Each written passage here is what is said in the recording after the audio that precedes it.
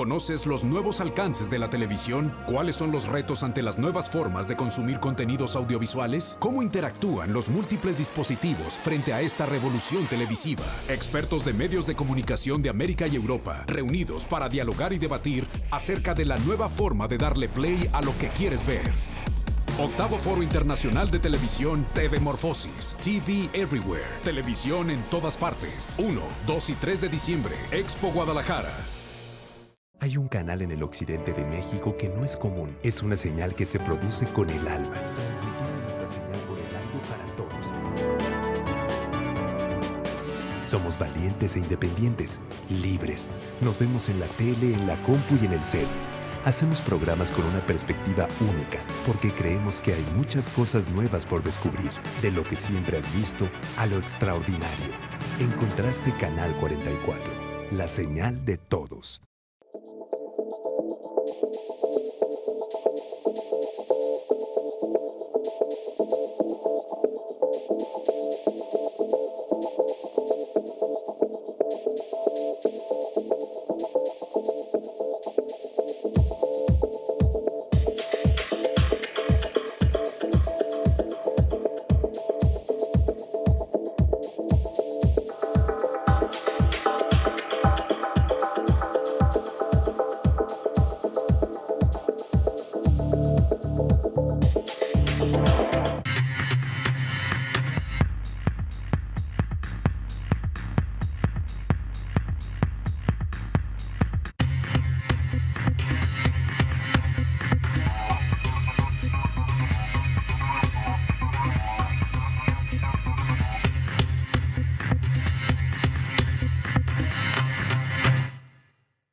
Olá, está no ar o 7º Fórum Internacional TV Morfoses, que tem como tema o desafio da televisão multitelas. Eu falo ao vivo direto da Univap, com o auditório cheio de estudantes que vieram prestigiar este 5º debate. Isso está sendo transmitido para todo mundo pela tvmorfoses.udgtv.com e também pelo zoomcanal.com.co. Para o Vale do Paraíba, estamos no canal 8 da NET e agora vamos conhecer os nossos convidados para este programa. Sebastião Esquirra é mestre e doutor pela ECA USP, bolsista Fulbright na Michigan State University. Fez pesquisas de pós-doutorado na Universidade da Carolina do Norte e Autônoma de Barcelona. Professor aposentado de jornalismo da ECA USP, desde 99 é docente da pós-graduação em comunicação da Universidade Metodista de São Paulo, atuando nas disciplinas de cibercomunicação, sociedade digital, plataformas da comunicação digital e tecnologias digitais da comunicação. Orientou e titulou 23 mestres, 16 doutores e 2 pós-doutorados. Publicou 30 artigos em periódicos acadêmicos, 20 capítulos de livros e é autor individual de 5 obras e organizador de 5 livros em comunicação digital e jornalismo. Na Universidade Metodista de São Paulo, foi diretor da Faculdade de Comunicação Multimídia, coordenador do Programa de Pós-Graduação em Comunicação e coordenador do curso de Rádio e TV. Nesta instituição, lidera o grupo de pesquisa Comunicação e Tecnologias Digitais. É consultor da FAPESP, da CAPES, do CNPq e de diversas revistas acadêmicas brasileiras. William Balan possui graduação em Educação Artística pela Universidade do Sagrado Coração, mestrado em Poéticas Visuais pela Unesp e doutorado em TV Digital na pós-graduação de Comunicação Social pela Universidade Metodista de São Paulo. Professor da Unesp no curso de Comunicação Social, Radialismo da FAC, nas disciplinas de televisão. Possui experiência profissional em televisão nas áreas de engenharia, produção, operações e jornalismo pela TV Globo. Atua na área de comunicação, televisão, transmissões ao vivo via satélite, via internet e sistema para educação à distância. Helena Cláudia Fernandes dos Santos possui graduação e licenciatura em Geografia pela Universidade Estadual do Ceará, mestre em Ciências da Cultura e Comunicação e doutoranda em Ciências da Cultura e Comunicação pela Universidade de Trás-os-Montes e Alto Douro de Portugal. Possui especialização em Comunicação Social pela Unifor e especialização em Gestão de Produtos e Serviços Culturais pela Universidade Estadual do Ceará. Atualmente é aluna especial do mestrado em História da Universidade Federal do Ceará, professora do curso de Publicidade e Propaganda da Unifor e coordenadora do Núcleo de Programas da TV Unifor. É produtora de eventos culturais e científicos pela Via de Comunicação Limitada. Tem experiência na área de comunicação, com ênfase em publicidade e audiovisual. Júlio Weiner é diretor-geral da TV PUC desde fevereiro de 2006. Formado em Arquitetura e Urbanismo pela FAUSP, mestre em Comunicação pelo Programa de Comunicação e Semiótica da PUC São Paulo. Doutorando pelo Programa de Comunicação e Semiótica PUC São Paulo. É diretor técnico da ABTU, Associação Brasileira de Televisão Universitária. Vice-diretor do Canal Universitário de São Paulo e sócio da Academia Internacional de Cinema. Presidente do Conselho Deliberativo do Instituto Vita Civilis desde setembro de 2012. Foi produtor de vídeos de cunho educacional, ambiental e social e professor do Departamento de Jornalismo da PUC São Paulo desde 1989. Pesquisou TVs comunitárias e documentários nos Estados Unidos. Nesse quinto programa, nós vamos conversar sobre a formação do novo profissional de comunicação. A crescente agilidade dos processos comunicacionais exige um profissional de comunicação multifuncional e desafia as universidades a formá-lo e capacitá-lo nas diversas mídias em tempo real, no momento em que a informação é produzida. Esse profissional precisa ampliar suas áreas de atuação e dominar as tecnologias de informação e de comunicação, para entrar no mercado que se expande nas mais diferentes áreas e instituições sociais, sejam elas públicas, privadas, não governamentais ou de negócios. A formação sólida e especializada é base para exercer um trabalho de competência. A formação do novo profissional de comunicação é tema do último programa da TV Morfoses Brasil 2014. Olá novamente, conversar com os nossos convidados, começando talvez pelo Sebastião Esquirra. Esquirra, você pesquisou durante muito tempo, quase 20 anos praticamente, os processos digitais em televisão. Pesquisou e orientou muitas pesquisas. Como é que você vê um panorama dessa situação? Primeiro, boa noite a todos. Eu quero, antes de entrar responder, agradecer profundamente à Univap pelo evento, parabenizar os organizadores do TV Morfoses, a Universidade de Guadalajara, e o Fernando, destacar o papel do Fernando Moreira, que é professor dessa instituição, que é um batalhador desse evento aqui no Brasil, e agradecer a presença de vocês aqui da mesa. Então, é com prazer que eu volto à Univap, onde eu estive alguns anos atrás, também convidado para estar com vocês. A pergunta é muito pertinente, porque eu sempre fui professor de jornalismo, jornalista, produtor, fotógrafo, comecei como fotógrafo, depois fui ser professor de fotografia, estive no curso, montando o curso de jornalismo da PUC, virei professor por acaso, por algumas circunstâncias, e era sempre um homem de televisão. Eu adorava a televisão, passei um pouco por cinema, mas fiquei mais em televisão. E aí eu, mantendo o pé na universidade, eu via a dicotomia que existe entre mercado e academia. Entre o fato de que o mercado, as emissoras de televisão precisam de profissionais competentes e a academia, de um certo jeito, forma um profissional que a gente não tem muita certeza de que ele é o tipo de perfil de profissional que o mercado precisa. Eu, apesar disso, sempre militei nessa questão de que era necessário que os alunos tivessem um contato mais concreto com as tecnologias, que eles soubessem o que é uma câmera de fotografia, o que é um diafragma, como é que se mede sensibilidade, profundidade de foco, etc. Profundidade de campo, velocidade de disparo, o papel de um filtro, temperatura de luz, etc. Que são as coisas que o Williams é um profissional de mercado nisso. Mas os cursos, tanto de jornalismo como na área de rádio e TV, eles tinham muitas limitações para formar um profissional que pudesse atender esse mercado. Então, é uma regra comum aceitarmos que as escolas brasileiras, de um certo jeito, elas não formam o profissional com as habilidades que o mercado precisa. A evolução tecnológica, isso a gente convivia com isso, era um dilema. Mas a evolução tecnológica que se experimenta dos anos 90 para cá, que fez com que amplos segmentos da sociedade e também dos meios de produção, dos meios de comunicação, tivessem acesso a instrumentos produtivos cada vez mais com mais qualidade, com mais apuro estético, com mais diversidade, multiplicidade de narrativas, que é o que nós experimentamos hoje na chamada sociedade do conhecimento. Então, nós partimos de uma sociedade onde era difícil ter acesso aos equipamentos, sobretudo os equipamentos da produção comunicativa, seja no âmbito do jornalismo, seja no âmbito do rádio e TV, do cinema. Os equipamentos custavam muito caro, portanto, eram coisas, vamos dizer, de elite, eram coisas de cursos que algumas áreas tinham que se fazer no exterior.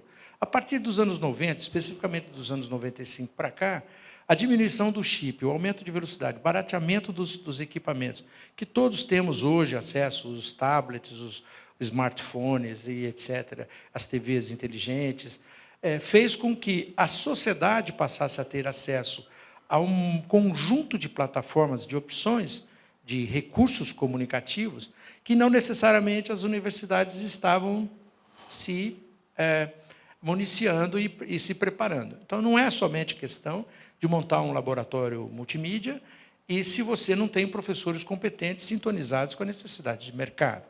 Então, essa evolução, que foi falado também na palestra anterior, vem provocando transformações gigantescas, onde, em alguns cenários, o professor está em sala de aula falando de coisas que o aluno sabe mais que ele. Domínio dessa tecnologia. É aquela velha história do pai em casa, o menino sabe mais sobre celular, ou sobre alguma coisa, ou sobre o tablet, sobre a internet, sobre as redes sociais, sobre recursos de informática do que o próprio pai. Isso também se dá na universidade. Então, esse é um desafio muito grande. E aí eu constatei que é uma briga antagônica entre dois modelos de ensino. O modelo brasileiro, que é um modelo essencialmente oriundo da filosofia e do modelo educacional europeu, como boa parte da América Latina, da América Central, das Américas para baixo dos Estados Unidos, incluindo o México, é um modelo mais humanista, um modelo mais reflexivo, um modelo menos operacional. Por ter estado nos Estados Unidos 2 vezes fazendo pesquisa, morando lá, tal, eu via que as universidades americanas têm, também depois li em textos, um perfil mais pragmático. O aluno aprende fazendo.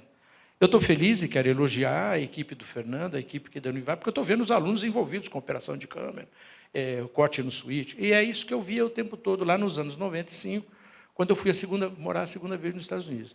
Eu não quero defender aqui um modelo pragmático em contraponto com o modelo humanista, o modelo filosófico, humanista que nós herdamos da escola francesa. Eu quero dizer que tem que existir um meio termo nisso. E, infelizmente, nós estamos um pouco, na minha visão, distantes dessa realidade. Então, eu venho advogando que é necessário que haja uma mudança. Eu não sei qual é a mudança, já estive, como foi falado no meu currículo, 10 anos em cargo de direção, então eu tinha acesso ao staff diretivo da Universidade Metodista, onde tivemos algumas iniciativas, mas percebi que os nossos gerentes, nossos gestores, eles são muito conservadores. E isso vai na contramão da história.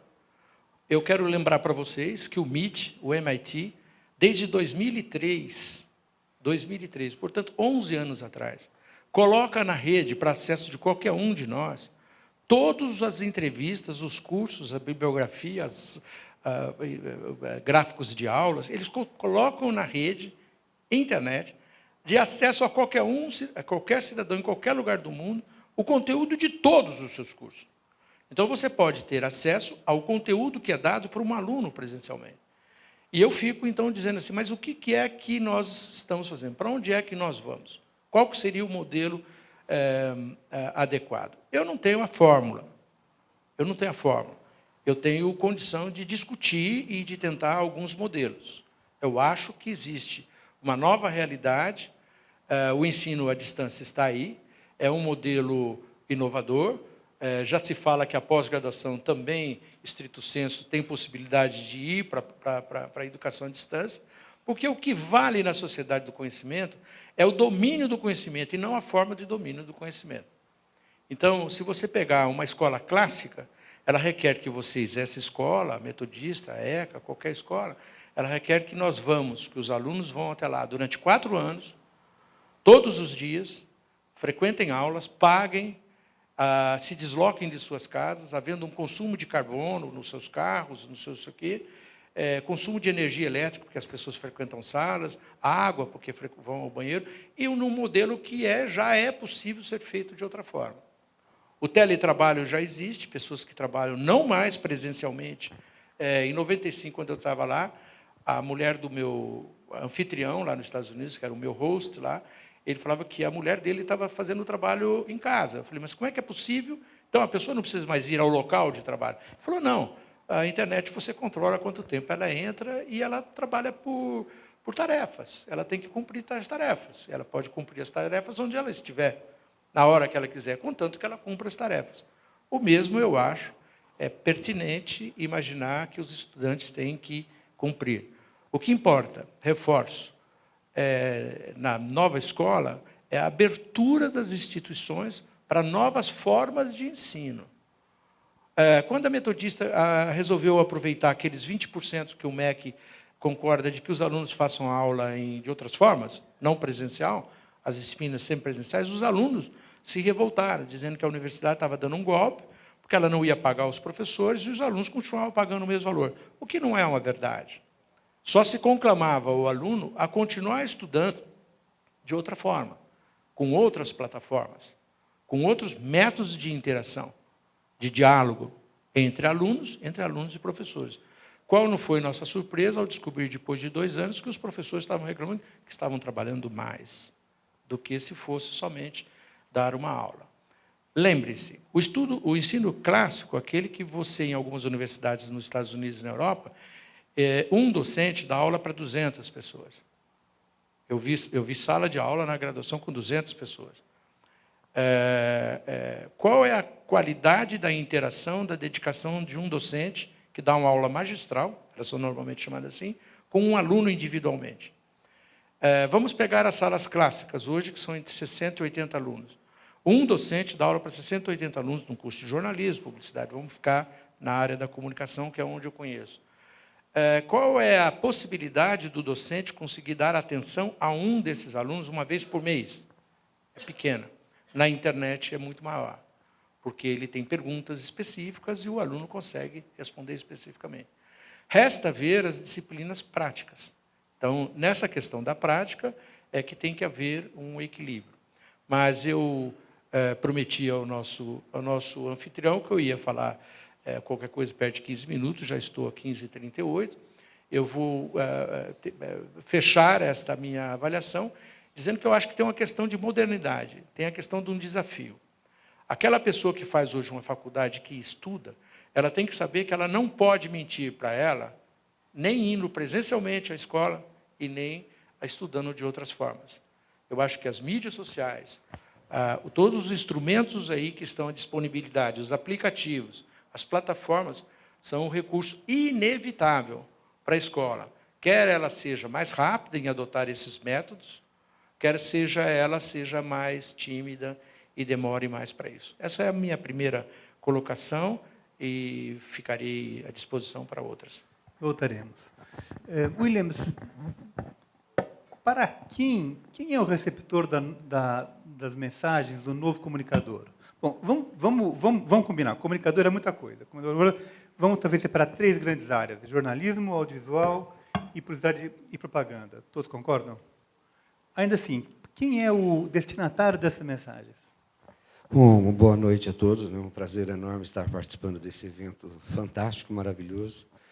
E com relação à televisão, formação, à questão profissional, primeiro nós temos que enxergar para quem nós estamos comunicando, para quem nós estamos mandando a nossa mensagem, contando a nossa historinha, seja em jornalismo, seja em formação, ou seja em produção de entretenimento ou outros. Nós percebemos o seguinte: houve uma mudança nos últimos anos muito grande entre a forma de se ver televisão dos nossos pais e a forma de se ver televisão atual. Aquela clássica imagem de um aparelho de televisão na sala, com as poltronas viradas para ela, que antes nem era, né? Antes da televisão, as poltronas eram viradas para as pessoas, né? Depois passou a se ter uma composição onde a televisão era o centro das atenções.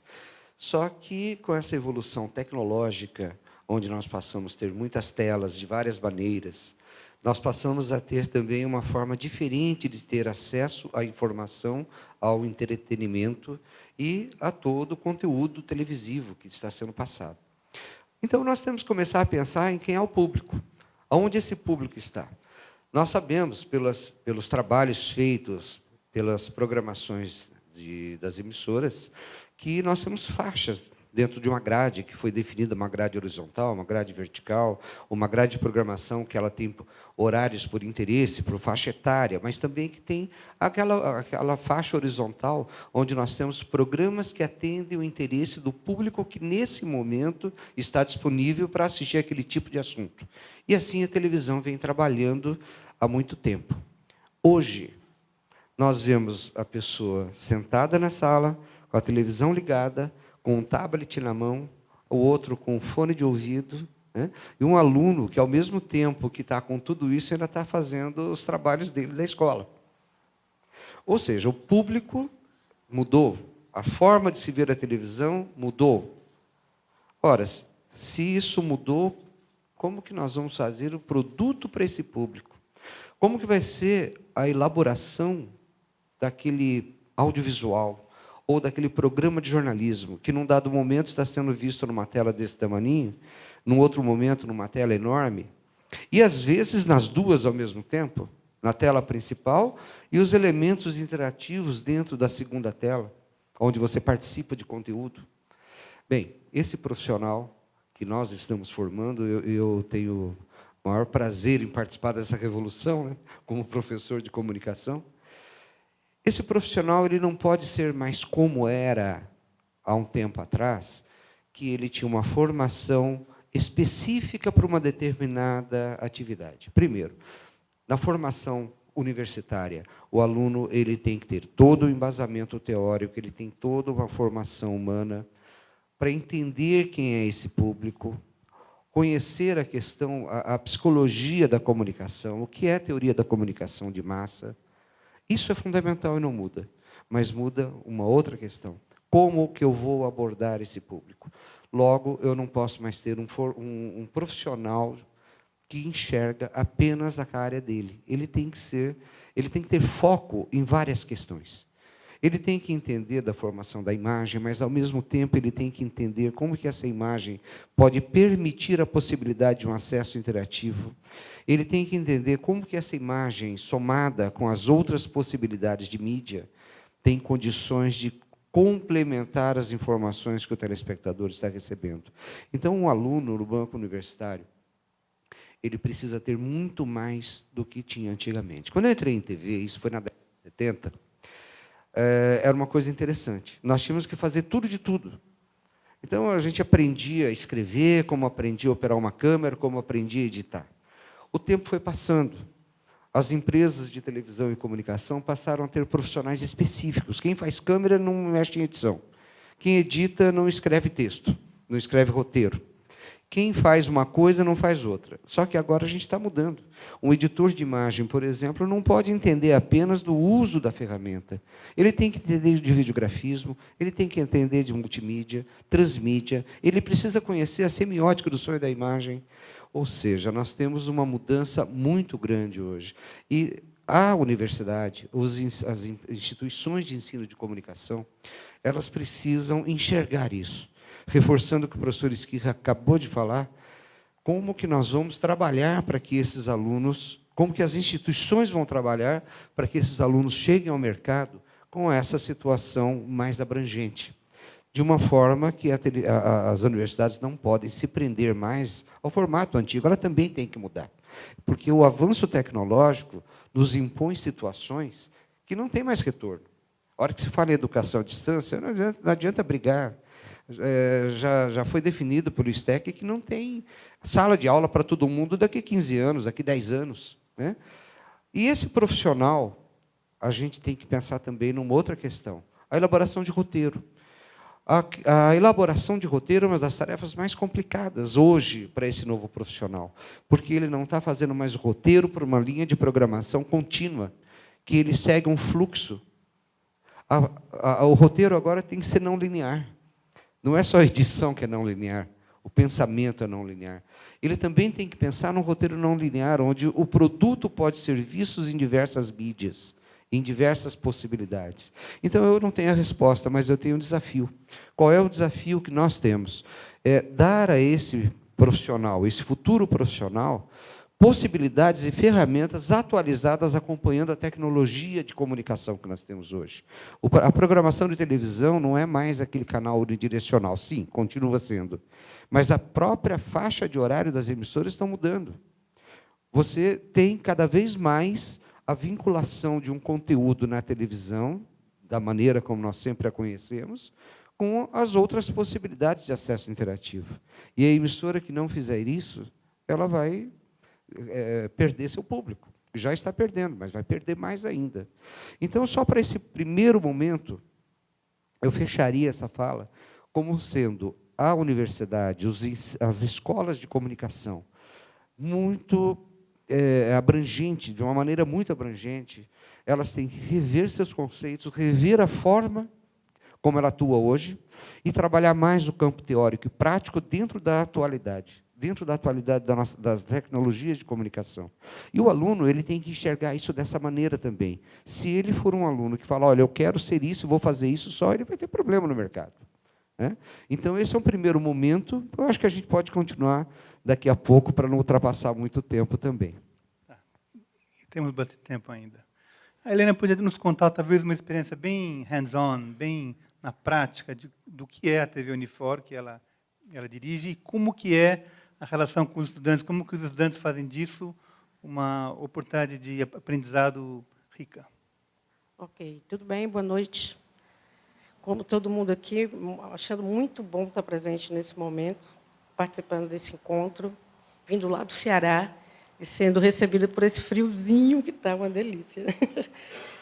Bom, eu estou coordenando a TV Unifor desde o início. A gente começou lá em 2005. Quer dizer, a gente está quase 10 anos trabalhando. E é óbvio que, com o passar do tempo, com a experimentação, é um lugar de experimentação, você vai percebendo alguns modelos e vai modificando e vai ouvindo.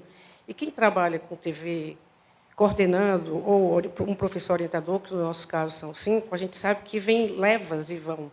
São diferentes os grupos que entram e saem.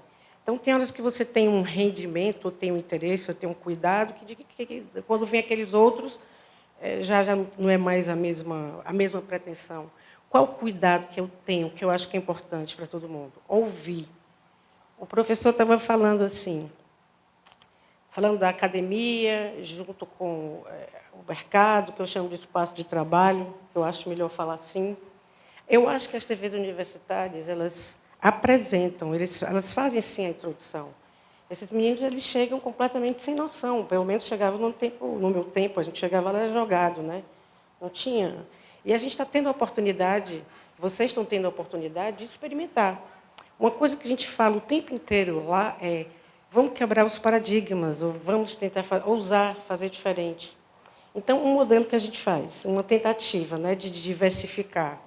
A TV Unifor, ela faz anualmente uma seleção de alunos, a gente convoca todos os alunos das habilitações de comunicação.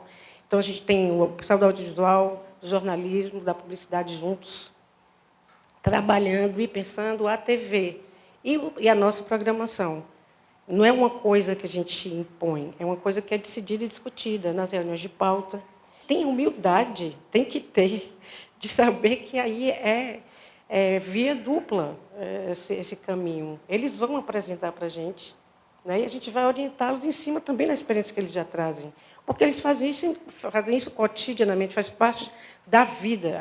A minha filha de 11 e a minha filha de 30 falam através dos meios do que a gente tem aí desse lugar de comunicação que não tinha na minha época, e a gente tem que se adaptar a isso. Então, eu acho que, bom, eu recebo alunos que chegam cheios de expectativas, muitas vezes bem distantes do que eles vão enfrentar lá fora.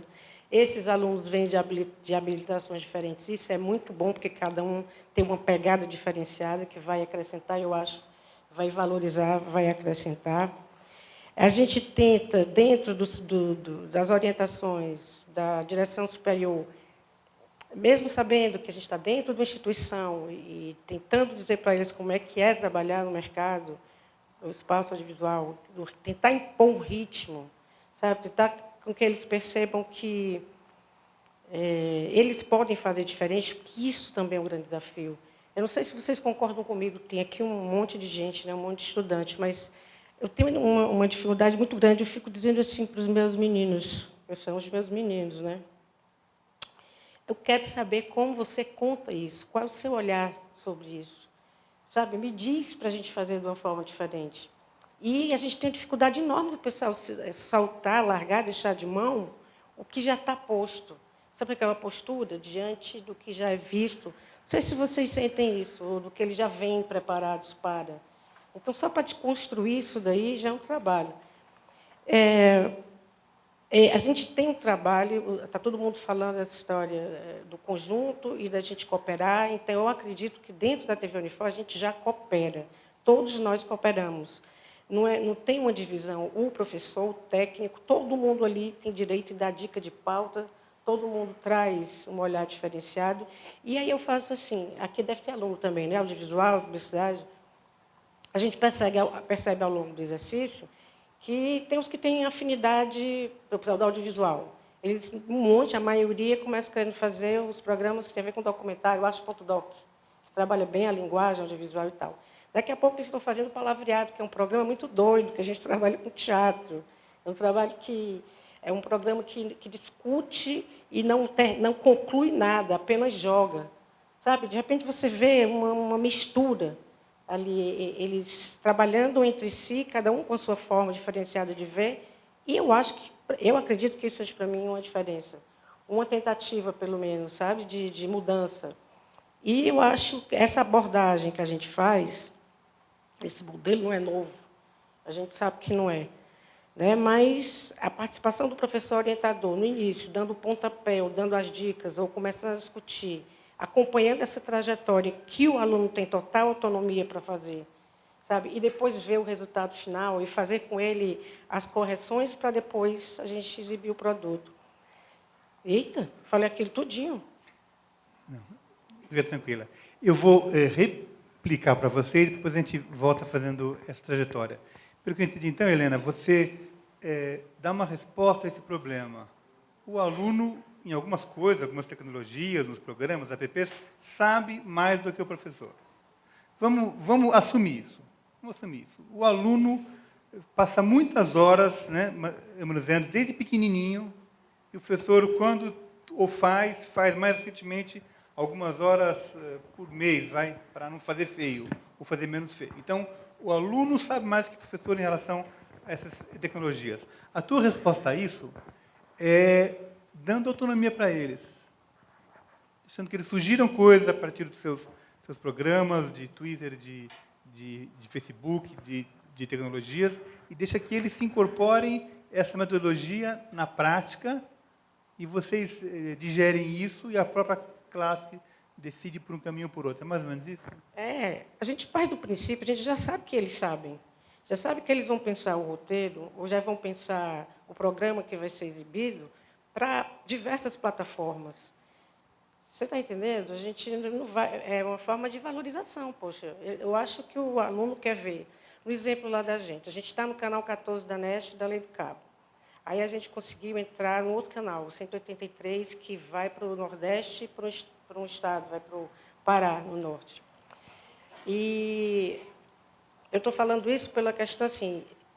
Desse jeito, essa proposta que eles estão trazendo, que a gente está respeitando, a gente está conseguindo ganhar espaço. Tem 2 programas da gente, que uma TV local, a TV Diário, exibe na grade oficial deles. Para a gente é puxa, que conquista. Não tem nada de extraordinário, não foi assim a descoberta, mas se eu acredito e eu respeito que ele já vem com essa bagagem, né, eu quero mais que ele me diga, me ensine, e eu, do meu jeito, junto com os nossos colegas, os professores, inclusive a gente tem um fonoaudiólogo, tem um psicólogo, a gente conseguiu fazer uma equipe legal, né, para acompanhar os alunos. A gente consiga dar vazão sem se interferir tanto. Né? A gente não está querendo experimentar, né? fico imaginando que a gente tem que dar espaços para as pessoas fazerem isso, né? Para os nossos alunos fazerem isso. Eu me sinto à vontade, e quero dizer que, poxa, como eu estou me sentindo bem de estar aqui na frente dizendo isso para eles. Seria ótimo se a gente pudesse ouvir, que eu sei que aqui não é o espaço para isso agora, mas eu acho que é por aí que a gente tem que trabalhar. Muito bom. Williams, o que você propõe, que é defensável, tem que saber enquadrar, tem que conhecer de cores, tem que conhecer a história da arte, tem que ter toda a parte humanística. Não cabe. Não cabe. E mesmo se coubesse, o aluno é um jovem de 18, 22 anos, que vive, namora, viaja, se diverte, vai no cinema convencional também, né? Então, como equacionar existir um núcleo duro que o professor pode operar ali, pode fazer diferença e deixar à parte alguma coisa que não cabe? Olha, uma coisa interessante. Uma máxima de um grande cineasta diz assim, uma câmera na mão e uma ideia na cabeça, né? E dali vai sair um produto audiovisual. Eu respeito o cineasta, admiro, mas eu não concordo. Eu não concordo pelo seguinte: primeiro, o aluno chega na sala de aula sabendo mais, hoje em alguns itens, ele sabe mais que o professor realmente. Ele sabe operar melhor um equipamento, ele sabe pegar um software de edição e montar, ele escreve uma historinha, mas, vírgula, tudo facetado. Ele não tem aquela formação ainda, ele não sabe disso. Ele vai saber quando o professor começa a mostrar para ele outras coisas.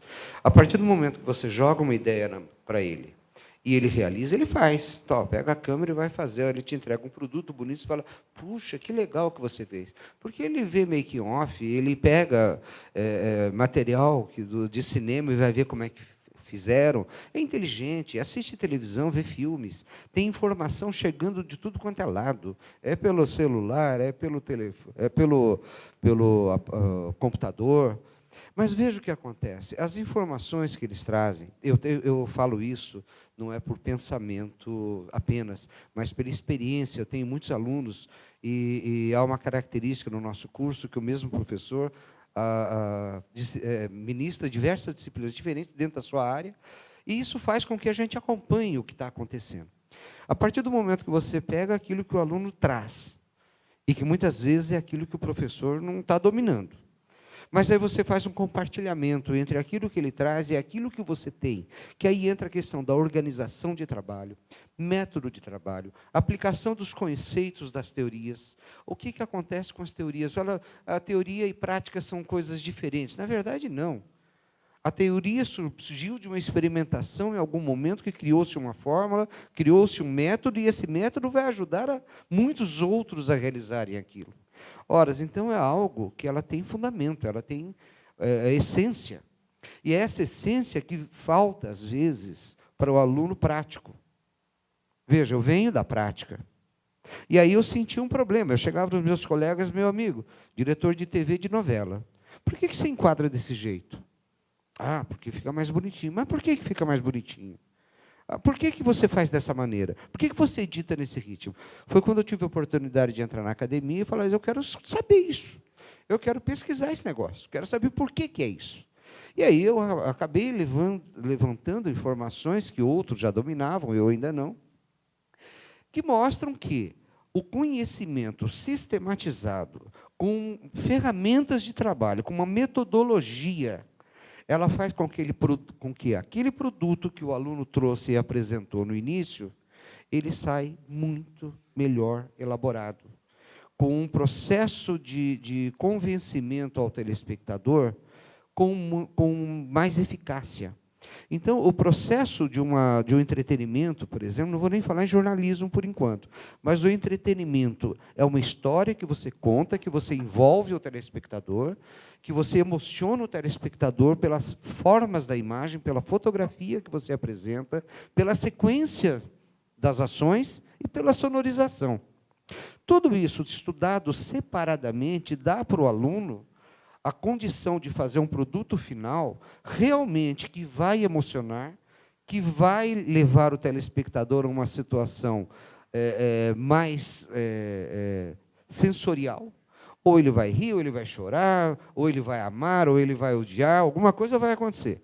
Mas desde que o roteirista, ou o produtor, ou quem fez aquilo, tenha feito para que aquele resultado aconteça. Agora, para isso, não basta só o aluno chegar na aula com aquilo que ele conhece. O professor tem que ajudar a sistematizar esse conhecimento. Ou seja, o professor acaba sendo hoje um organizador de conhecimento. No meu site, como professor, que eu uso para as disciplinas que eu monto, eu coloco muitas referências, texto, mas também muitas referências em vídeo. É link para o YouTube, é link para a Vevo, é link para o Vimeo, coisas que têm informações complementares. Então, eu sinto, agora entrando especificamente na sua pergunta, né, eu sinto que o professor é um organizador de métodos e ferramentas para que possa unir o conhecimento teórico, o embasamento humanístico, o embasamento das artes, para que o aluno possa juntar o conhecimento que ele traz e, organizadamente, sair dali com um conhecimento sistematizado, para que ele possa entrar no mercado de trabalho e dar show, e não ficar simplesmente repetindo o que outros já fazem. Talvez eu tenha sido um pouco duro nessa colocação, mas eu realmente penso dessa maneira e trabalho dessa maneira, e tem dado resultado. Quero voltar nisso daqui a pouquinho. O Esquirra é um cidadão notável. Ele deu aula em pelo menos 5 faculdades de ponta, na FIAN, na FAAP, na ECA, na PUC São Paulo, onde eu hoje estou, e está na Metodista, onde criou e dirigiu vários cursos. Esquirra, existe um curso que você acharia bacana, que você já teve a experiência de criar um curso que você acreditasse? Primeiro, eu quero parabenizar o Williams por recuperar o papel do professor. Nós estamos numa universidade dizendo praticamente que nós não precisamos ser professores. Nós temos que entender que experimentação é desejável na universidade ou em alguns outros lugares, mas os alunos não podem fazer o que eles querem. Sinto muito dizer isso para vocês. Um estudante de medicina não pode sair por aí operando. Que conhecimento, que cognição ele tem sobre temperatura, sobre corte, sobre função do corpo, etc. Então, ele tem que passar longos tempos aprendendo. O estudante de comunicação não é diferente. E o Williams resgatou uma frase. Eu quero dizer outra frase para vocês. Qualquer um de vocês pode pegar uma câmera e fazer uma cena aqui dentro. E colocar a câmera num lugar. O Zvinekvist, que foi o diretor de fotografia do Bergman, espero que vocês saibam que é o Bergman, dizia assim, você pode captar imagem de qualquer ângulo, mas só tem um ângulo perfeito. É o ângulo que nós perseguimos. Só tem uma forma perfeita de se comunicar. Nós podemos chegar mais perto ou menos perto dela. Isso você só vai conhecer, os alunos só vão conhecer, se tiver um professor que tenha esse domínio. Que tenha sido um profissional, como o Williams foi, eu fui, sei os dilemas da produção, sabemos como é que se faz, erramos lá, vimos pessoas errarem, e fomos estudar. Fomos assistir muito filme, fomos assistir toda a série do Bergman, do Fellini e de todo mundo, de todos os grandes teóricos. Fomos ler livros importantes, como o processo de criação no cinema. Fomos estudar os teóricos da comunicação audiovisual para saber problemas elementares. Composição. Qual é a faculdade que dá teorias da composição para os alunos de publicidade? Ou para os alunos de jornalismo? Composição. Qual é a faculdade que dá teoria das cores? Qual é a faculdade que dá volumes? Perspectiva. São coisas das artes. E aí eu entro na pergunta que nós tínhamos combinado que ele ia me colocar. Que é, ciente disso, e sabendo que os alunos vêm para a faculdade porque eles precisam aprender, porque eles não vão para o mercado de trabalho para fazer o que eles querem, não vão, como o médico não vai, o dentista não enfia uma broca no teu negócio, no teu dente, porque ele acha legal. Deixa eu experimentar, enfiar a broca aí. Não, tem um procedimento lógico, sequencial, que você põe um programa no ar, constrói uma imagem bem feita, dirige um bom filme. Você pode fazer o filme que você quiser. Ele pode dar certo, pode não dar certo. Se você dominar linguagem comunicativa, narrativa, roteiro, que é o maior problema que nós temos hoje, não é o domínio da tecnologia, é ideia, é criatividade. Então, agora vou finalmente entrando na pergunta, é o seguinte, consciente de que nós não dávamos conta, não de dominar as tecnologias, mas que nós não dávamos conta por causa do perfil dos programas das escolas, nem na ECA, tem um ex-aluno que está aqui, que me lembrou, né, quando ele foi meu aluno na ECA, Departamento de Jornalismo, e eu falei assim, mas o maior mérito da ECA é que vocês são brilhantes. Nós somos grandes competentes. Então, eu falei assim, mas vocês ralaram muito para entrar aqui, então vocês têm uma grande cultura. Vocês não têm um grande domínio em experimentação tecnológica, porque ele não opera um arado e não opera as outras tecnologias. Ele não é um produtor de conhecimento. Ele pode ser um dominador da tecnologia. Ele pode saber funcionar, ligar a Smart TV da casa dele e ensinar para o pai, para a avó, para o vizinho, como é que aquilo rende mais. Sobretudo, se ele fizer uma coisa fundamental que brasileiro não gosta de fazer, que é ler o manual. Não é fazer iteração. Iteração é a tentativa e erro, aquele negócio de apertar o botão para ver o que acontece. 90% das pessoas lá nos Estados Unidos também fazem isso. Assim, eu, consciente disso, sobretudo na experiência que eu, como colega disse, eu estou há vários anos nisso, na docência, eu sempre vinha enfatizando que os alunos precisavam experimentar o trabalho prático fazendo a edição, indo para a ilha de edição. E eu estava na ECA, que é um lugar que dizia que jornalismo de tecnologia, de telejornalismo, radiojornalismo, era coisa do jornalismo pequeno. Porque o jornalismo grande era o jornalismo literário. Essa era a base de quando eu chego lá. Tive numa reunião onde uma professora dizia assim, isso é coisa para o Esquirra da turma dele, que é pegar uma câmera e sair por aí. Né? Sair por aí.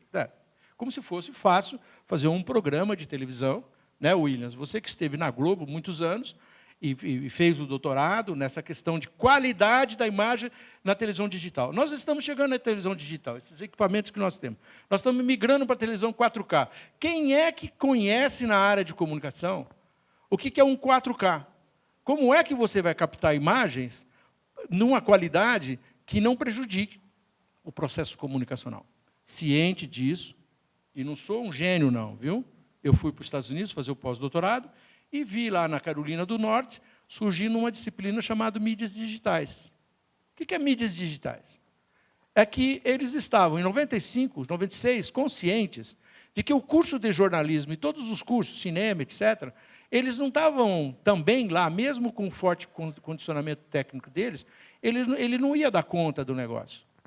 E, nessa mesma ocasião, eu vi um anúncio no Los Angeles Times chamando jornalista multimídia, 95. Então, não era mais um jornalista de esporte, não era mais um jornalista de economia, não era mais um jornalista de cultura, era um jornalismo multimídia. Quer dizer, o leque de domínio do jornalista se ampliava. Eu, tendo visto o surgimento desse programa, e pasme, Ana Silvia, eu encontrei esse mesmo curso na Universidade lá da Compostela, no encontro da Lusocom, que eu lá estava representando a Intercom, da qual você é vice-presidente hoje, eu também fui vice-presidente em uma ocasião. Então, eu fui lá representar o Faro, que era o nosso presidente, e encontrei lá o curso de mídias digitais montado. Não era nenhuma novidade. Eu vim para a Metodista, conversava com o reitor, 3 anos depois consegui montar o curso de mídias digitais. Qual é a diferença do curso de mídias digitais com o outro? Ele rompe com as habilidades de início. E aí eu quero destacar para aqueles que têm tempo, para verem um programa da Universidade Federal do ABC, que é um programa inovador no Brasil, uma universidade que só tem 8 anos, e que está rompendo todo o modelo pedagógico da formação de alunos na sua universidade, a universidade inteira. Então, é assim, o curso se estruturava num eixo, arte e estética. Muitos de vocês estão portando uma câmera. Será que você sabe como é que enquadra melhor, para dar maior rendimento? Ou você está resolvendo isso depois no cut-paste, lá no corte da imagem? Tem uma teoria da imagem. A imagem é uma das coisas mais importantes. Então, assim, arte e estética era um dos eixos. Outro eixo, comunicação, que não pode ter teoria, não pode esquecer de Walter Benjamin, não podemos esquecer do McLuhan, não podemos esquecer do Schumpeter, que o professor André falou, que é um conjunto enorme de conhecimento na área de comunicação. Não podemos esquecer da semiótica, não podemos esquecer das tecnologias, não podemos esquecer dos processos comunicativos. Então, nós temos que ter um pé em comunicação e outro pé em tecnologia. As faculdades de comunicação, em geral, não entendem a tecnologia como uma parte fundamental da formação dos seus alunos. Os professores que dão aula para os alunos, eles não têm experiência com a tecnologia. Então, aí eu aceito a crítica de que, às vezes, nas aulas de tecnologia, os alunos sabem mais de operar determinados aplicativos do que os próprios professores, porque o professor não está dando tempo de acompanhar tudo. Então, este curso chamado Mídias Digitais foi implantado depois de 2 anos de tramitação na universidade, foi o curso que mais deu certo na universidade, eram 28 alunos, os 28 passaram a ser empregados no final do primeiro semestre, quando vários deles diziam, lá no local onde eu fui concorrer, o chefe disse, finalmente a comunicação está formando um cara integrado. Não era um publicitário que eles precisavam, não era um RP, não era um PP, não era um jornalista. Precisava de um cara que dominasse o aparato, que ele passaria a fazer parte de um universo essencialmente, aí eu vou me lembrar do Peter, lá, Peter que fala de colaboratividade. É a pedagogia colaborativa. Eu não sou mais uma ilha de competência. O jornalista, com aquele estigma que ele tinha, com aquela arrogância de que ele é semideus, não. Hoje ele é um elemento no processo produtivo, portanto, ele tem mais habilidade, mais facilidade com o texto, com a narrativa, mas ele integra um coletivo produtivo. Porque as casas produtoras, aí eu estou falando do Estadão, da Veja, do New York Times, estou falando do Clarim, estou falando do Le Monde, eles estão adaptando, eles estão fazendo uma reengenharia do seu negócio, e a TV Globo também, está fazendo uma reengenharia, porque as tecnologias estão permitindo que a gente tenha acesso ao conhecimento de outras formas. E aí eu tenho alguns textos que eu tenho publicado, onde eu falo que existe uma espiralação de conteúdos. Então, o que é a espiralação de conteúdos? É que você passa a ter, através dos RSS, todos sabem o que é um RSS, né? Então, os Rich Sample Summer, que são os agregadores de conteúdo, eu passo não mais comprar um jornal impresso ou assistir um programa de televisão, Jornal Nacional, no horário que eles me impõem, com a edição que eles me impõem, de conteúdo, de sequência, de editorias, eu passo a acessar essa informação aonde eu quiser. Em multiplataformas, multitelas, multiplataformas, através de multiaplicativos. Então, eu não sou mais refém, estou falando do mercado, estou falando do cidadão. O cidadão não é mais refém do meio de comunicação que as escolas estão formando o profissional para ela. As escolas estão atrasadas.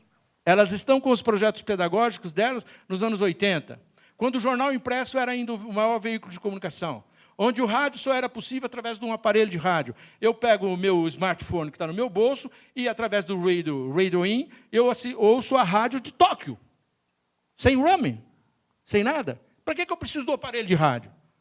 A rádio vai parar de existir? Não. A rádio continua a existir, mas a evolução tecnológica permite que eu acesse a rádio. A televisão é a mesma? Não é a mesma. Tenho certeza absoluta. Você assiste o programa da Globo, como acontece lá na minha casa. Às vezes eu estou trabalhando no computador, não dá tempo, dali 3 minutos eu falo, passou uma notícia boa, eu vou lá no G1, a matéria está na íntegra lá. Por que eu tenho que ser refém do processo comunicativo antigo? E a faculdade está formando esse profissional. De um tempo onde o único local de comunicação era o jornal impresso, a televisão e o rádio, enquanto mídia. Hoje de manhã, dando aula lá na Metodista, eu mostrei um vídeo do YouTube sobre um jornal japonês, dizendo assim, mas o jornal vai morrer? A televisão vai morrer? Que é um dilema que nós temos enquanto pesquisadores. Tudo mostra que sim. Só que eu não vou dizer isso aqui, porque vocês vão falar que o Esquirra é louco. Não tenho essa pretensão de ser adivinhador. Mas tudo indica que sim. Estão caindo o número de assinantes, vendagem nas bancas, o descrédito no produto. Mas é possível haver uma saída inteligente? E esse vídeo mostra o pai ao lado do filhozinho com o smartphone na mão, e o pai fechado no seu mundo, lendo o jornal. E o filhozinho brincando no seu smartphone. E o texto em inglês diz, mas esses aí não são 2 mundos? Por que o jornal não pega, através de um QR Code, o menininho vem em cima de um QR Code, que é uma forma de hipertexto, né, que é uma forma de levar para um outro universo, e ele, então, aí recebe um produto para ele através do jornal. Qual que é a iniciativa interessante? Não é o acesso do menininho ao brinquedinho que ele quer, é que ele está se familiarizando com a mídia. É aí que está a grande sacada. E a última imagem mostra o filho com o jornal aberto e o pai com o jornal aberto que já estava. Então, nós estamos preocupados com esse novo universo? Nós entendemos mesmo aqui nessa sala, todos nós, o que é realidade aumentada? Realidade aumentada é uma das maiores capacidades de transmissão de conhecimento hoje. Será que nós precisamos parar na frente de um aparelho de televisão às tantas horas, ou através das telas clássicas, para buscar conhecimento? Eu não estou falando de experimentação, estou falando de conhecimento. Nós somos pessoas que estamos preparando vocês para a sociedade que vem. Essa sociedade precisa de conhecimento? Precisa de cada vez mais de conhecimento. Quais são as plataformas que elas terão acesso para ter contato com o conhecimento? Não são mais as mesmas mídias. A TV digital, está aqui uma das maiores autoridades, que foi o professor André Barbosa, que falou aqui para nós. Já elogiei ele, dizendo, André, cada vez que eu ouço você, eu fico mais maravilhado. É uma alta competência. Sou um dos pesquisadores em TV digital, tenho livro publicado sobre isso. Então, assim, ganhei edital, fui ao Japão, fui lá na NHK, levei o Fernando, foi comigo, o Fernando é meu orientante de doutorado. Fomos lá na NHK, fomos na NCIT, não sabemos falar nada em japonês, eles não entendem inglês, mas chegamos no lugar e vimos os aparelhos funcionando. Os japoneses são extremamente intrigados. Será que nós, enquanto professores, estamos preparados para formar as pessoas que vão interagir nessas novas mídias, que são móveis, estão o tempo todo conectadas? Vocês devem estar experimentando isso em casa, se não são vocês, são seus filhos, seus sobrinhos, pessoas que não leem mais jornal, são pessoas que não assistem mais televisão. Ou, às vezes, tem um aparelho de televisão ligado, mas ela tem 3 ou 4 outras plataformas competindo no processo comunicacional. É aí que está o caminho da comunicação. São todos processos comunicativos. Será que nós, a faculdade, os programas, o modelo de ensino, está atento a isso? Eu tenho dúvidas. Deixa eu, então, lançar uma perguntinha para quem quiser comentar. Eu gosto da aula, dou aula de ensino superior há 25 anos, estou na PUC há 30 anos, antes com funções técnicas. Então, acredito, gosto da aula. Mas, Paulo Freire foi citado numa palestra anterior, e eu vou pegar uma outra aspas dele, né? O que ensina não é necessariamente a escola, o que ensina é a vida. E aí vou citar uma pessoa que eu conheço muito, é menos conhecida, uma arquiteta paisagista, Rosa Clias, mas muito formadora de gente, né? E que ela fala, olha, eu já chamei muita gente para trabalhar comigo. A pessoa está formada 10 anos depois de acabar a faculdade. Então, com essas duas pontas, quer dizer, não somos nós que ensinamos as 2.700 horas, é a vida que ensina vocês, é vendo televisão, indo no cinema, e também não termina quando você...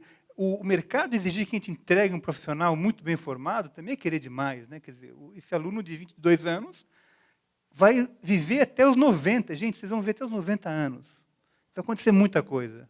Inclusive, ouvir umas coisas que não deve, lá no começo, e ser chamado de foca, coisas desse tipo, né? Mas até onde vai o nosso papel, sabe? É tanto assim, mais uma vez, eu pratico, gosto, acredito, mas também tenho as minhas dúvidas. Bom, eu posso dar ok aqui. Eu penso o seguinte, a minha fala aqui, a minha conversa, a partir do princípio de que a gente pode pegar a nossa experiência e abrir espaço e respeitar e ter humildade de saber que essas criaturas jovens que estão entrando em busca do saber que a gente tem, porque a gente já passou pela TV, que já viajou, que já fez e aconteceu, eles também têm a voz deles e a gente tem que escutar um pouco para a gente fazer esse intercâmbio aí, para a gente diversificar essa história. Claro que a gente tem que estudar, óbvio que a gente tem que saber das teorias. É importante que eu entenda a linguagem audiovisual para poder fazer alguma coisa assim. Eu só acho que, muitas vezes, em algumas escolas, alguns professores são muito pretensiosos ou querem impor uma forma. E já que a gente está falando de cooperação e de dividir, né, e de aprender, tem que ter uma troca. Isso é óbvio. Eu acho que isso é uma coisa que ninguém nem discute. Eu pensei que isso daí já fosse uma coisa que tivesse embutido, sabe? Quando a gente fala em formar. Até porque é isso que eu estou dizendo, estamos formando e estamos aprendendo na mesma hora. É isso aí, não tem como. Se não for assim, não vale, não adianta para mim, não. Né? É isso aí. Eu concordo com essa colocação. A cada momento nós estamos trocando informações. Nós aprendemos aquilo que os alunos nos trazem e transmitimos aquilo que nós tivemos, ou por pesquisa, leitura, ou de alguma forma na prática, conhecimento adquirido para que a gente possa fazer essa troca. Agora, essa organização e essa troca, ela tem uma questão. Aí entra algumas coisas que eu acho que vale a pena lembrar. Primeiro, a questão da TV universitária. Onde que a gente pode fazer experimentação, que a gente pode quebrar paradigmas, como você cita, que precisamos quebrar paradigmas, onde que nós podemos mudar um pouco a cara disso que a gente vê no dia a dia, nos meios de comunicação. O canal universitário é o melhor caminho para isso, é onde você pode realmente fazer experimentação sem ter aquele medo de perder um ponto no Ibope. Agora, tem uma outra questão ainda. O canal universitário, ele tem por obrigação, ou até por uma questão ética e moral, levar informação, conhecimento de coisas que o próprio meio normal não leva. Porque já tem uma regra, olha, para ter audiência tem que ter esse formato, tem que ter essa historinha, tem que ter esse jeito de contar notícia. Já o canal universitário, ele se mostra de uma maneira assim, podemos experimentar, mas não podemos fazer loucura, porque para que nós possamos levar cultura, algo diferente que o meio de comunicação normal não leva, mas que a gente possa levar cultura, conhecimento, informação diferenciada, eu também preciso ter audiência. Eu preciso que as pessoas, como eu falei no começo, o público precisa estar lá, eu preciso saber onde o público está, que horário ele está, o que ele está vendo e por onde ele está vendo, para que o canal universitário possa, através desses conhecimentos, por meio de todas essas informações, criar conteúdos para levar. Tendo audiência, ele vai gerar mudança de conhecimento, ele vai gerar conhecimento, mas as pessoas têm que estar assistindo. Então, nós temos que experimentar, mas não na louca. Não daquele jeito que chega o aluno, pega uma câmera, faz um vídeo de república, é uma obra audiovisual. Não, não é. Por isso, retomando tudo aquilo que foi dito até agora, o canal universitário é um espaço para isso, é um espaço necessário, mas tem que ser orientado. E aí entra a Ancine com a possibilidade dos editais que vão permitir a produção de produtos audiovisuais que nós não temos como fazê-lo naturalmente, mas a junção dessas questões, dessas possibilidades, vão permitir ao nosso alunado e até ao nosso profissional, que agora entra a questão das produtoras independentes, que não é só a formação do nosso aluno que vai entrar no mercado ou vai seguir a academia, mas independente. Eu tive uma discussão com uma aluna orientando a semana passada. Você vai seguir a academia, porque ela quer seguir a academia, mas se você não souber isso, como é que você vai ensinar o seu aluno? Então, não interessa onde ele vai atuar. Ele precisa passar por essa experimentação.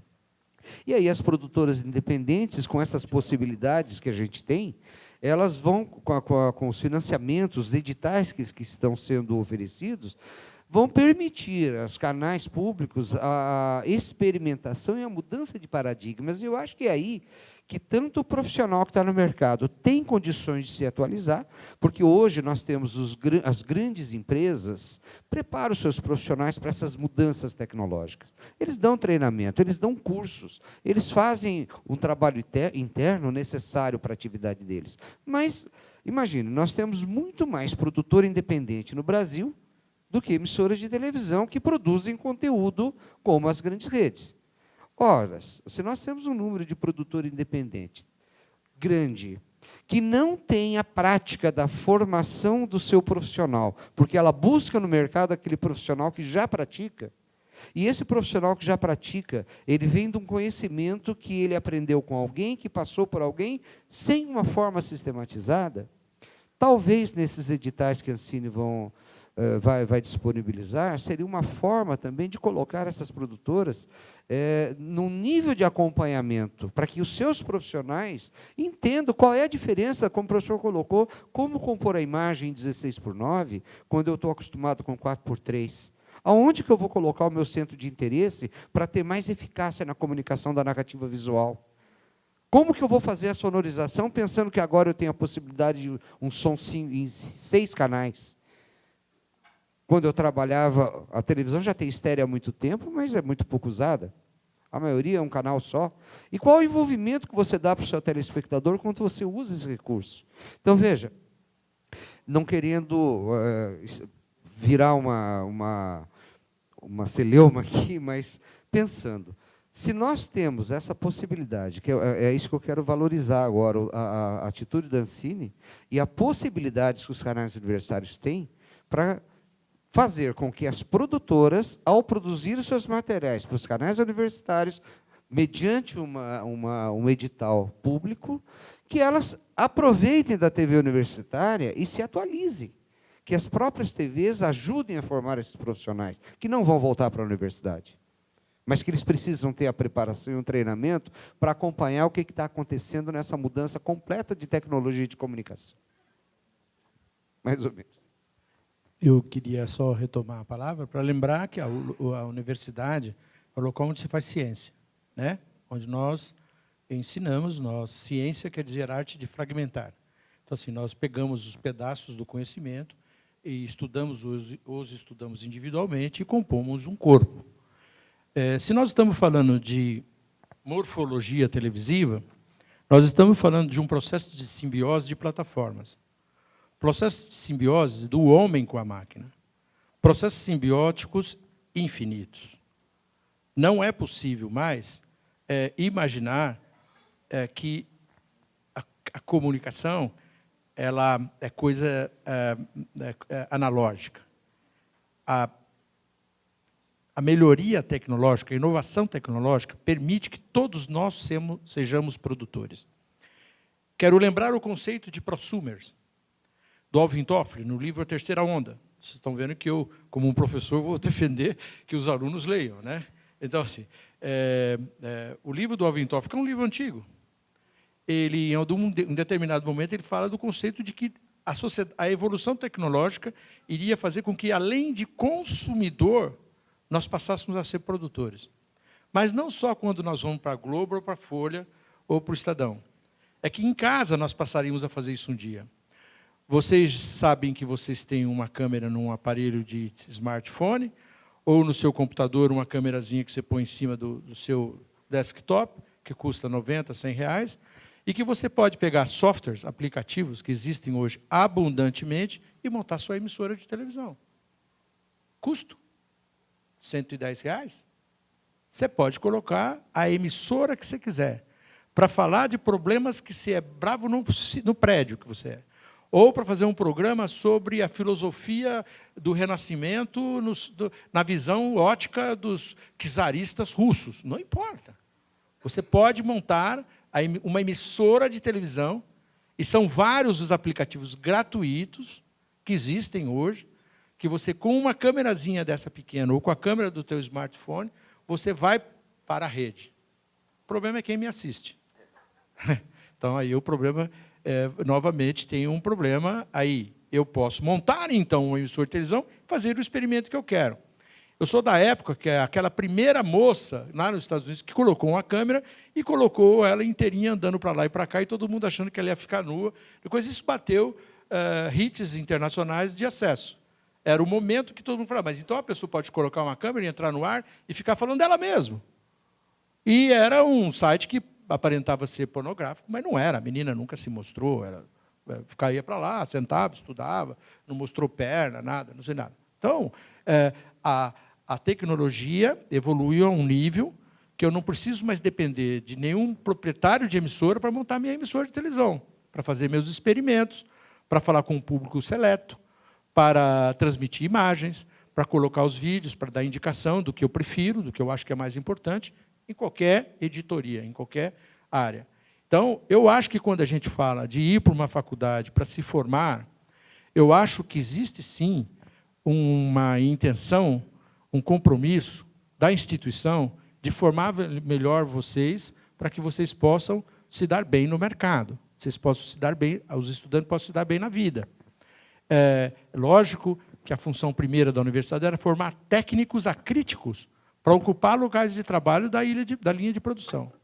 Não é disso que nós estamos falando. Nós estamos falando que também é missão da universidade dar cultura para vocês, dar conceitos de cidadania, permitir que vocês consigam conviver com o antagônico, o seu colega ao lado tem uma opinião contrária a você. Alguém, em algum momento, falava de bullying ali no vídeo. Quer dizer, então, tem um universo de preparação de vocês, 19, 20, 22 anos, para a vida real. Para a vida real.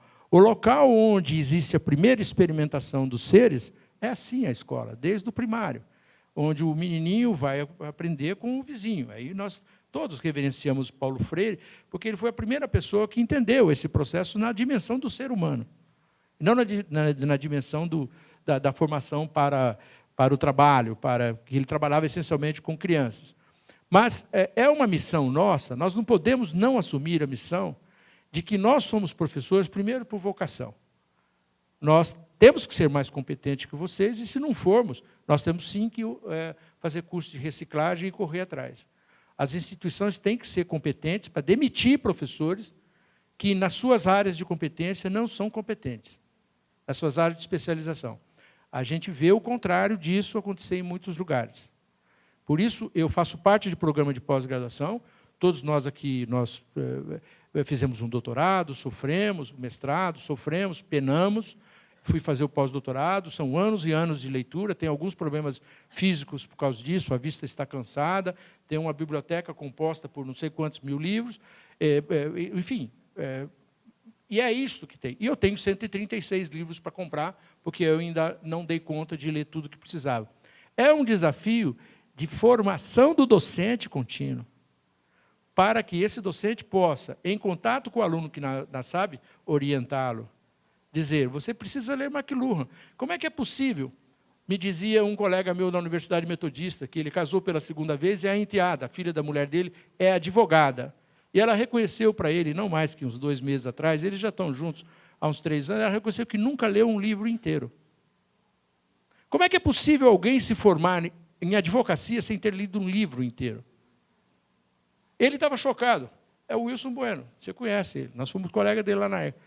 Pô, mas é inacreditável isso aqui, eu estou intrigado, eu estou até criando um problema familiar, porque como é que a pessoa vai para uma faculdade e não lê um livro? O que ela fez? Chega para nós na pós-graduação, alunos que têm muitas deficiências das teorias da comunicação. Eles têm deficiência de entender o que é comunicação. Você é estudante de comunicação e você não entende o que é a tua área de especialização? Quais são as correntes teóricas? Quais são os grandes intelectuais que devotaram tempo, que nós estudamos, que nós refletimos, e que tem lá o Peirce, tem as escolas, a escola de Frankfurt, a escola tal. E o que essas escolas defendiam? O que é que eles pensavam? Você só será um bom profissional se você estudar muito.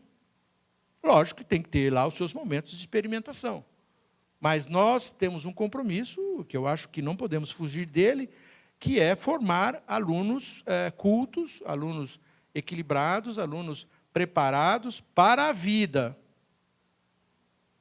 com suporte, com habilidades, com ferramental, com instrumental, para se sair bem num processo seletivo, porque estive numa das faculdades que o colega falou, nós tínhamos 7 turmas de 80 alunos em jornalismo, em determinado momento. Então, nós formávamos cerca de 560 pessoas por ano em jornalismo. Quantos desses iam conseguir algum lugar no mercado? 10%? Não chegava nem isso. Por quê? Porque era massificação, era pauperização. É lógico que eu me intrigava e fiquei muito pouco tempo lá, mas eu precisava também levar o meu sustento para casa, então fazia parte do processo que eu não tinha bolsa de estudo, tinha que trabalhar em algum lugar. Então, as escolas, elas têm sim esse compromisso e nós, professores, temos que estar sintonizados com eles. Bom, com essa fala, nós encerramos o 7º Fórum Internacional TV Morfoses.